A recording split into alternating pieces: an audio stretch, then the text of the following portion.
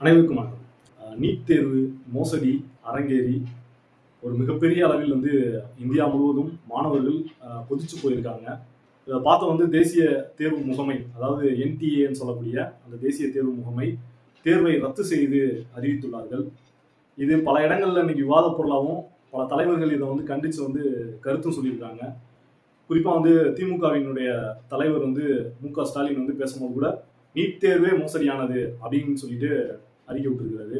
இது மாதிரி காங்கிரசினுடைய தலைவர் ராகுல் காந்தி பேசும்போது ஒரு மோசடி கும்பல் கையில இன்னைக்கு நீட் தேர்வு அரங்கேறுது அப்படின்னு சொல்லி பேசியிருக்கிறாரு.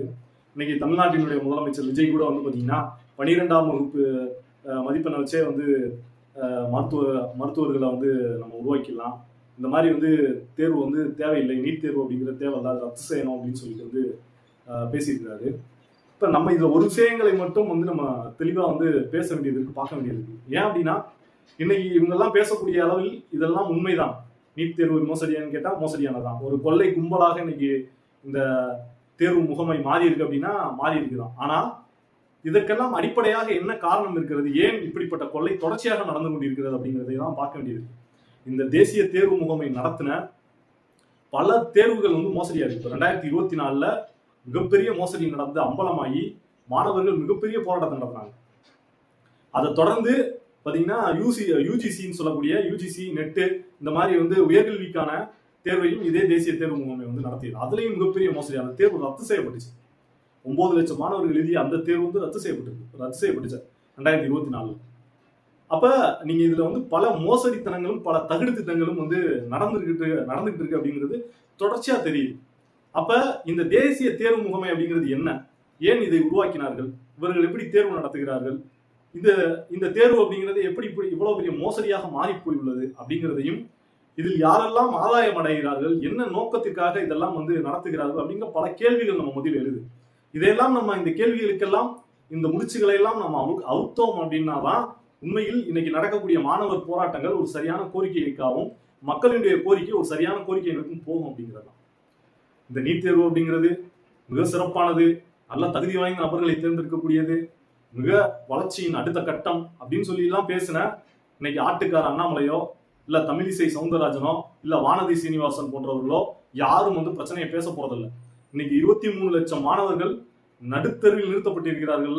திடீர்னு தேர்வு ரத்து, நடுத்தருவில் நிறுத்தப்பட்டிருக்கிறார்கள். இவர்களுக்கு எந்த பதிலும் சொல்ல போறதில்லை. ஆக இந்த பாசிச கும்பல்களை புறக்கணித்து விட்டு உண்மையில் நாம் போராட்ட களத்திற்கு வர வேண்டியது இருக்குது. அந்த மாணவர்களோட நிற்க வேண்டியது இருக்குது. நீட்ல உள்ள பிரச்சனைகள்லாம் பேச வேண்டியது இருக்குது. மாணவர்களுடைய போராட்டத்தின் அடுத்த கட்டமாக நம்ம தீர்வை நோக்கி நகர வேண்டியது இருக்கு. உண்மையில் இந்த தேசிய தேர்வு முகமை என்ற அமைப்பு ஒரு தன்னிச்சையான அமைப்புன்னு சொல்றாங்க. அப்ப இந்த அமைப்பு பாத்தீங்கன்னா அரசினுடைய கட்டுப்பாட்டுல இல்ல, இது தன்னிச்சையான அமைப்பு. இந்த தன்னிச்சையான அமைப்பு தான் இந்த தேர்வை நடத்துது. ஏன் இப்படிப்பட்ட ஒரு அமைப்பை உருவாக்கி இருக்காங்க அப்படின்னா, இனிமே எல்லா துறைகளுக்கும் ஆணையங்கள் அப்படிங்கிற ஒண்ணு உருவாக்குறாங்க. அந்த ஆணையங்கள் என்னன்னா, கார்ப்பரேட் நிறுவனங்கள் நேரடியாக அந்த ஆணையங்களில் செல்வாக்கு செலுத்தி அந்த ஆணையங்கள் மூலமாக ஒவ்வொரு துறையிலையும் கொள்ளையடிப்பதற்கான ஏற்பாடு தான். அதுல எந்த ஜனநாயகமும் இல்லை. அந்த ஆணையத்தை நாம் கேள்வி கேட்க முடியாது, நாடாளுமன்றம் கேள்வி கேட்க முடியாது, சட்டமன்றம் கேள்வி கேட்க முடியாது, நீதித்துறை கேள்வி கேட்க முடியாது. இது யாரும் கேள்விக்கு அப்பாற்பட்ட ஒரு ஆணையங்களை உருவாக்குகிறார்கள். அந்த ஆணையங்கள் இன்னைக்கு உருவாவதனுடைய அடிப்படையே கொள்ளை தான், கார்ப்பரேட் கொள்ளை தான். அந்த கொள்ளையினுடைய அடிப்படையாக உருவாக்கப்படுறதுதான் இந்த தேசிய தேர்வு முகமை அப்படிங்கிறது. ஏன்னா இன்னைக்கு மருத்துவம், அதோட கல்வி எல்லாத்தையும் மருத்துவ ஆணையம்ன்ற ஒரு ஆணையத்துக்கு ஒப்படைப்பதற்கான ஏற்பாடாதான் இந்த தேசிய தேர்வு முகமை சுயேட்சையா உருவாக்கி இருக்காங்க. இது அப்படியே சுயேட்சையா உருவாக்கி கொண்டு போய் கார்ப்பரேட்டுகளின் கையில் கொடுப்பதற்கான ஏற்பாடாதான் செய்யறாங்க. அப்ப இதில் மக்களுக்கு எந்த ஜனநாயகமும் இல்லை. அப்போ அடிப்படையிலேயே இது போன்ற தேர்வு முகமைகள் கலைக்கப்பட வேண்டும் அப்படிங்கிறதா. ஏன்னா எந்த கேள்விக்கும் அப்பாற்பட்ட இந்த தேர்வு முகமைகள் அப்படிங்கிறதே, இந்த ஆணையங்கள் அப்படிங்கிறதே கலைக்கப்பட வேண்டியது. ஆனால் கார்ப்பரேட்டுகளினுடைய நலனுக்காகவே இந்த ஆணையங்கள் உருவாக்கப்படுகின்றன. அப்ப இந்த ஆணையங்கள் உருவாக்கிட்டா எல்லா பிரச்சனையும் தீர்ந்துருமா, இல்ல வளர்ச்சி வந்துருமா, இல்ல இன்னைக்கு தனியார்னு சொல்லக்கூடிய பலரும் சொல்றாங்க, ஆகா சூப்பரா இருக்குங்க, இன்னைக்கு தனியார் நிறுவனங்கள் வந்துட்டா எல்லாம் அதாவது கிளீனா இருக்குங்க, கை சுத்தமா இருக்குங்க அப்படின்லாம் பேசுறாங்கல்ல. இன்னைக்கு அந்த கை சுத்தத்தினுடைய லட்சணம் இன்னைக்கு 23 லட்சம் மாணவர்களை நடுத்தருல நிர்கதியா நிறுத்தி இருக்கிறார்கள். பல பெற்றோர்களினுடைய கனவுகளை கலைத்திருக்கிறார்கள், மாணவர்களினுடைய கனவுகளை கலைத்திருக்கிறார்கள். மிகப்பெரிய நெருக்கடியில், மன உளைச்சலில் மாணவர்களை இறக்கிய தள்ளிவிட்டிருக்கிறார்கள். இதற்கெல்லாம் யார் பொறுப்பு? அப்ப உண்மையில் நாம் இதை கேள்வி கேட்க வேண்டியது இருக்கு. இன்னைக்கு இந்த தேர்வு முகமை 2024 நடந்த மோசடியெல்லாம் நீங்க பாத்தீங்கன்னா ஐயோ இவ்வளவு பெரிய மோசடியா அப்படின்னு நம்மளுக்கு தோணும். ஏன்னா 720 மதிப்பெண் எடுத்தா முழு மதிப்பெண். அதுக்கு அடுத்து 2வது மார்க்குங்கிறது 716. அதுக்கு அடுத்து 3வது மதிப்பெண்ங்கிறது 715. அதாவது ஒரு கேள்வி தவறானா 4 மதிப்பெண் குறைச்சிருவாங்க. அப்ப 720ல இருந்து 716 தான் 2வது மதிப்பெண். அதுல தவறா அந்த கேள்வியை வந்து அடிச்சிருந்தா, தவறா அந்த கேள்வியை வந்து ஆன்சர் பண்ணியிருந்தா இன்னொரு மார்க் குறைச்சிருவாங்க, 5 மார்க் குறைச்சிருவாங்க. இப்ப 715 வரும். இதுதான் அந்த முறை. ஆனா கடந்த இந்த நீட் எக்ஸாம்ல வந்து பாத்தீங்கன்னா 2024ல 718 19 போட்டிருந்தாங்க.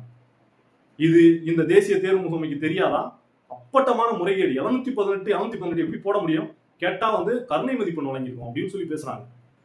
கேள்வித்தாள் வருவதற்கு தாமதமாகிவிட்டது. அந்த குறிப்பிட்ட மையத்தில் தேர்வு எழுதியவர்களுக்கு மட்டும் நாங்க வந்து கருணை மதிப்பெண் எவ்வளவு பேருக்கு 1561 பேருக்கு கருணை மதிப்பெண் வழங்கியிருக்காங்க. எப்படி இது? அந்த 1561 பேர் வந்து எங்களுக்கு வந்து சரியா வந்து நேரம் கொஸ்டின் பேப்பர் தாமதமா கொடுத்துருக்கீங்க அப்படின்னு சொல்லிட்டு ஏதாவது கம்ப்ளைண்ட் கொடுத்துருக்காங்களா? அப்படி எதுவும் கொடுக்கல. தேர்வு முடிவானதுக்கு அப்புறம் யாராவது கம்ப்ளைண்ட் கொடுத்துருக்காங்களா? எதுவும் இல்லை. எதுவுமே இல்லாம கருணை மதிப்புன்னு சொல்லி இவ்வளவு வாரி வழங்கியிருக்கிறாங்க. இப்ப இதோட நோக்கம் என்ன? அப்ப இந்த கொள்ளையை வந்து இந்த தேசிய தேர்வு முகமை அப்பட்டமாக கொள்ளையை நடத்தியுள்ளது அப்படிங்கிறது தான். இன்னைக்கு நம்மளுக்கு எல்லாம் தெரியும். நம்ம மாணவர்கள் இன்னைக்கு இப்ப நடுத்தர வீட்டு பசங்க எல்லாம் வந்து நிறைய பேர் என்ன செய்யறாங்க அப்படின்னா கோச்சிங் சென்டருக்கு அனுப்பிச்சு விடுறாங்க. பல லட்சங்களை வந்து புடுங்குறாங்க கோச்சிங் சென்டர்.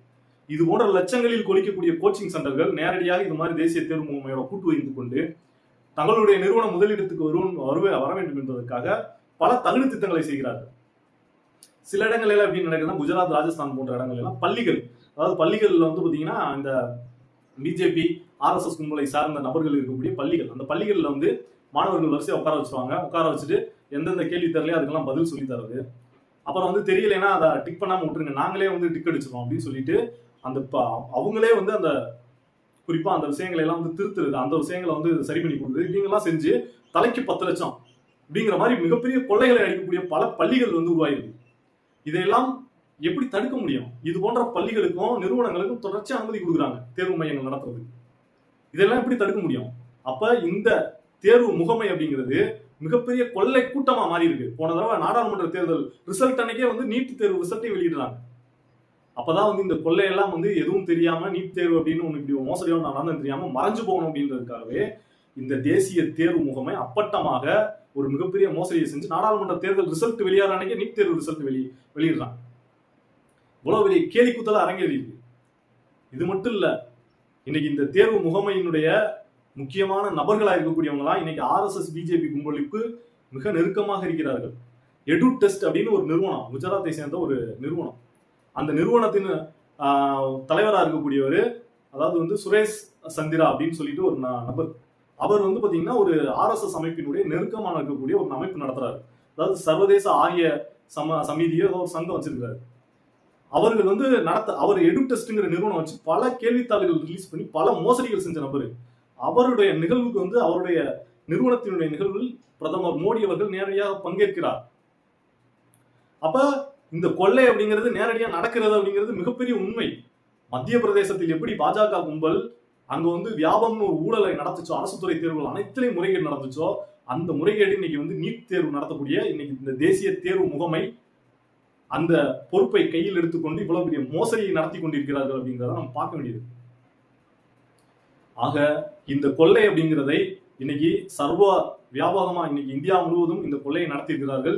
இந்த வருடம் கூட வந்து பாத்தீங்கன்னா கெஸ்ட் பேப்பர் சொல்லிட்டு 600 மார்க்குக்கான வினாத்தாள் வந்து வெளியாயிருக்கு. ராஜஸ்தான் போன்ற இடங்கள்ல கிட்டத்தட்ட 25,000ல இருந்து 40 லட்சம் வரைக்கும் வந்து காசு வாங்கியிருக்கிறாங்க. இது அம்பலப்பட்டு சந்தி சிரிச்சோன்னதான் வந்து உடனே நீட் தேர்வு ரத்துன்னு சொல்லி அறிவிச்சிருக்காங்க.